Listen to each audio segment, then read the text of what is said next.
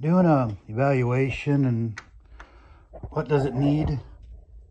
660 steel, and won't take very long to find out somebody else got the fingers in it.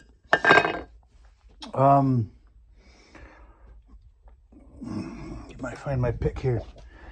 And I can figure out pretty quick taking stuff apart because it usually has the wrong screws in the wrong holes. But this is just floppy. And down in here is a little lever that's supposed to hold it in place, and the spring for that is gone. Those springs don't fall out of there, break. At least I've never seen a broken one. And I've never seen one missing other than somebody forgot to put it in there. So that's probably that. What got me looking in there mainly was this, and I don't know still what caused that. That's a weird spot to have a heat spot. There's nothing back here but a bunch of dirt. So I don't have any idea what caused that. And then we get over here, and this is a 660 boot. This is the boot that's on it. This is the ring. Goes on here. They put the boot on, and they put the ring over the top of it. Like that. I'm sure that's an old 064 boot that they used.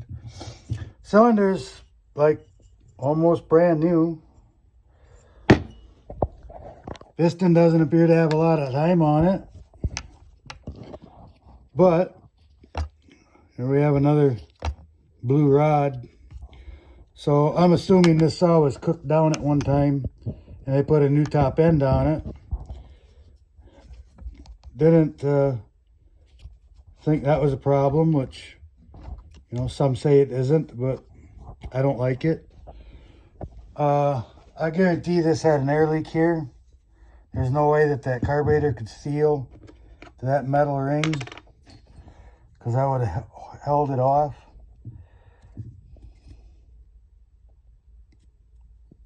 Strange things you find. So it's up to the customer at this point. The sad part of all of this is a crankshaft's $400. OEM, you know, and I won't put a aftermarket one in it. Likely this crankshaft in this state would probably outlast a aftermarket crank.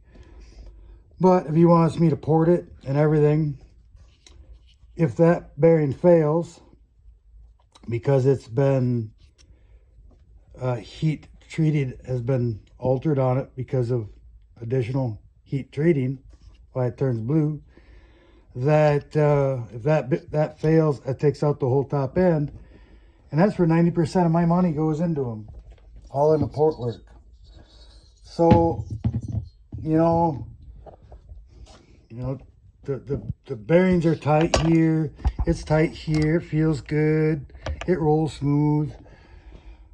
I'll probably leave this one up to the customer. I've seen worse, but it's still there, and that always bothers me. So my saw, I would change it. I wouldn't leave that in there.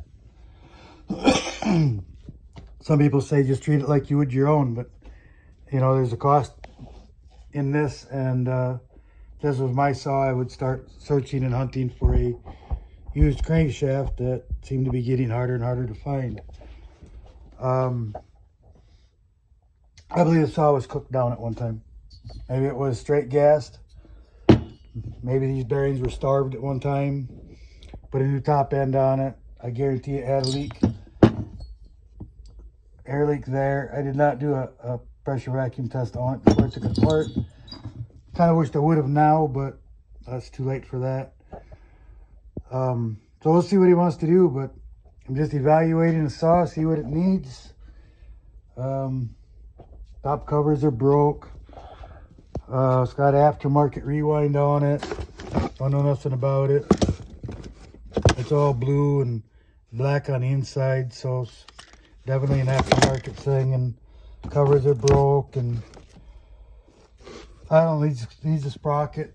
Clutch drum bearing is getting pitted out. The bearing's pitted. Started a little list here. Kind of getting started on a list. Oil caps collapsed and leaking. We can see that it's pushed in, collapsed, like leaking. So, you know, you're looking rough guess. 8, 1,200 or more. Be somewhere where it would be. I got a nice one all done, rebuilt, ready to go, sitting right here in nice shape for the same money. You know, pick that one up, take it home. It's already done. So anyways, that's kind of what I was looking at. What some people do and they don't quite know what they're doing. Till the next one.